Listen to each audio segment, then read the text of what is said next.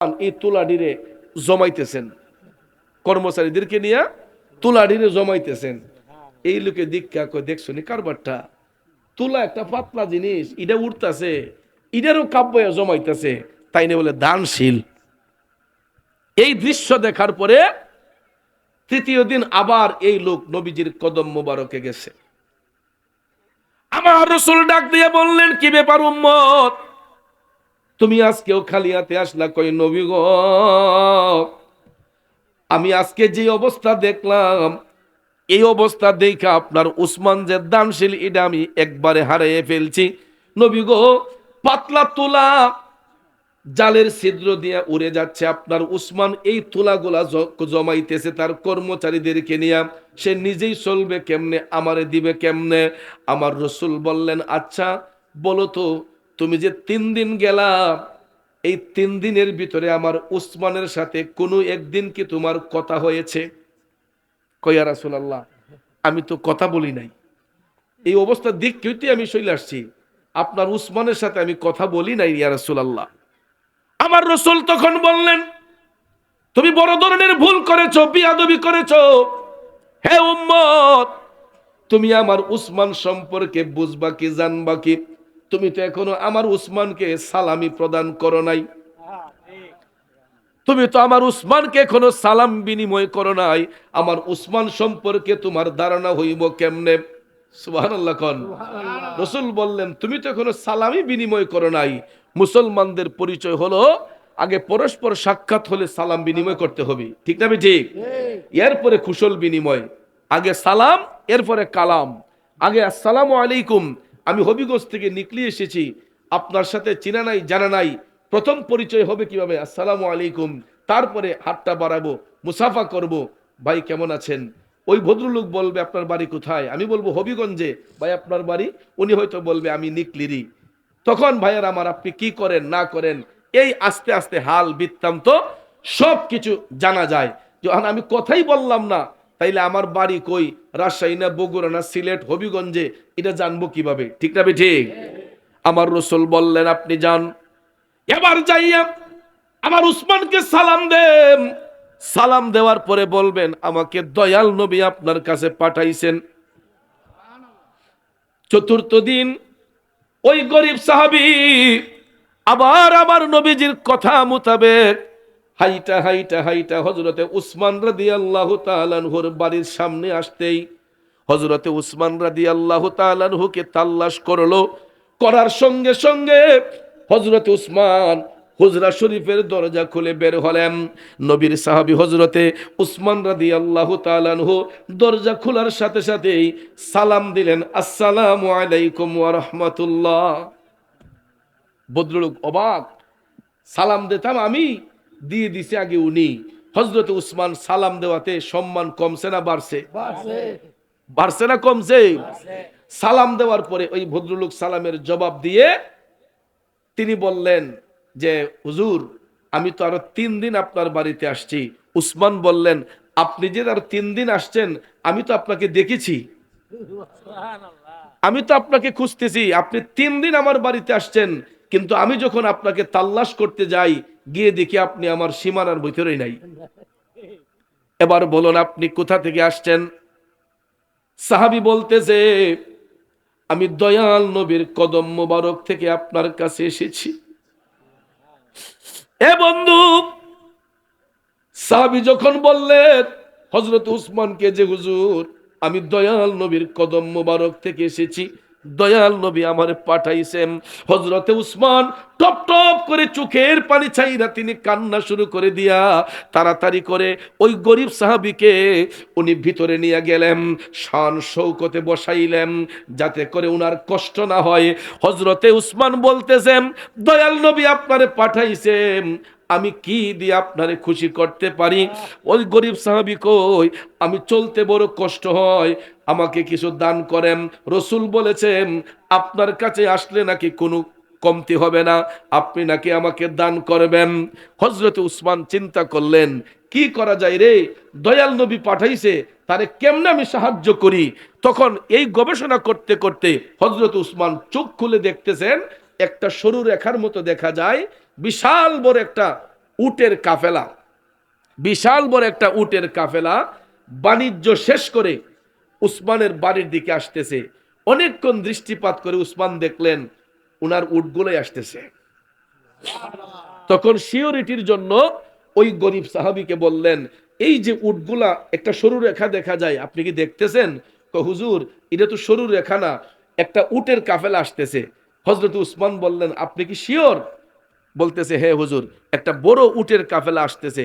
হযরত উসমান বললেন, আমি একটা লিখিত কাগজ দিচ্ছি, আমি একটা লিখিত কাগজ দিচ্ছি, ওই উটের কাফেলার যিনি নেতৃত্ব দিচ্ছেন ওই সেনাপতি বরাবর আপনি গিয়া কাগজটা দিবেন, আর ওই কাফেলার মধ্যে সবচেয়ে বড় উট যেটা, এই উটটা আপনাকে দিতে বলবেন।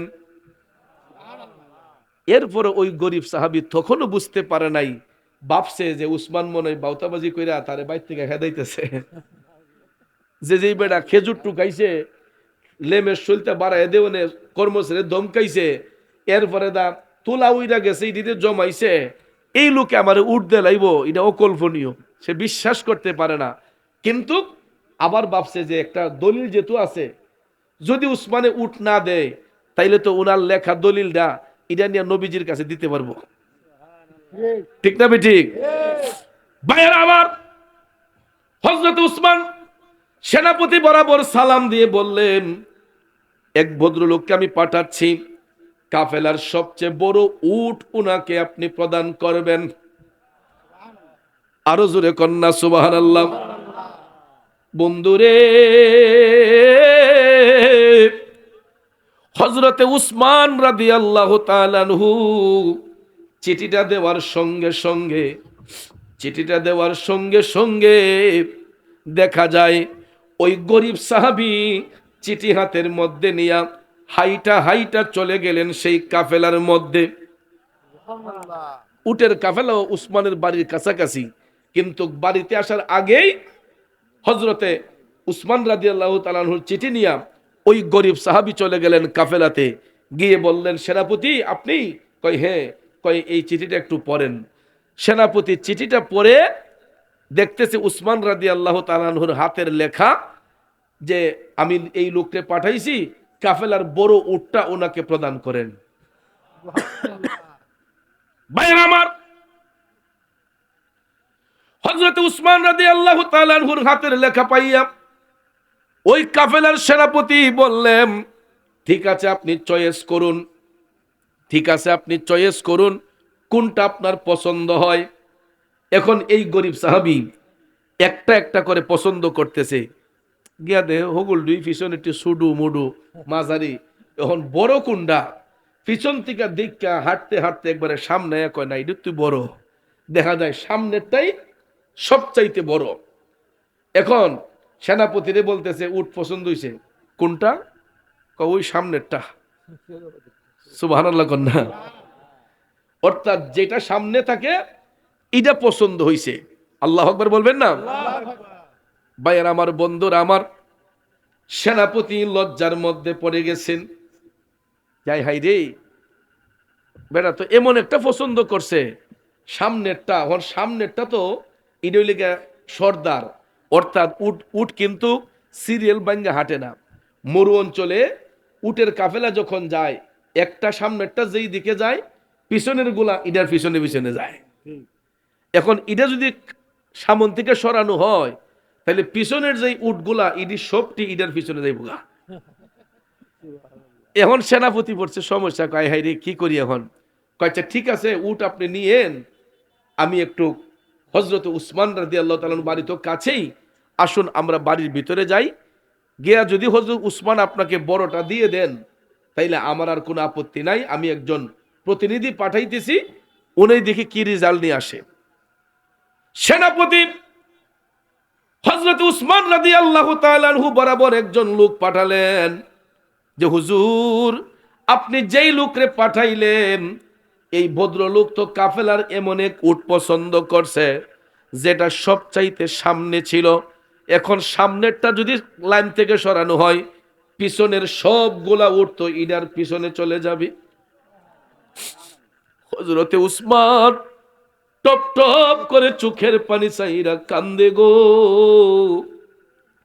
হযরতে উসমান চোখের পানি ছেড়ে কেঁদে কেঁদে বলতেছে, এরে সেনাপতি, তুমি তাড়াতাড়ি যাও, তাড়াতাড়ি যাও, গিয়া তুমি ওই কাফেলার নেতৃত্ব দানকারী সেনাপতিকে বলো, ভদ্রলোক যদি সামনের উটটা পছন্দ করে আর এইটা যদি লাইন থেকে সরানোর পরে পিছনের গোলা যদি এটার পিছন দিকে চলে যায়, সেনাপতিরে গিয়া বইলা দিও একটা উটের মালিকানা আর আমার কাছে নাই।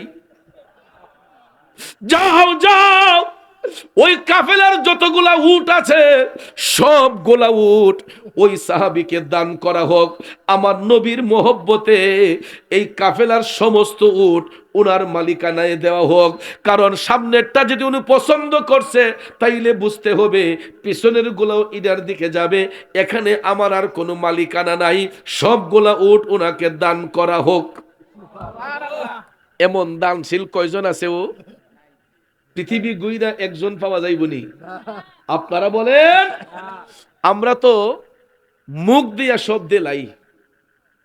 ফিসাব ধরলে দেখবেন ফিসাব রেখো, বাবা আমি তো জান জীবন সব দিলাইছি আপনারে। এরপরও দেখবেন ফিসাব হুজুর আইলে হাদিয়াটা দিতে গিয়া ফটো বনে কত দিতাম রে, হ্যাঁ, নজরানা দিতেও অনেকে হিসাব করে, আবার খালি পায়া লইতো, খালি পায়া লইতো।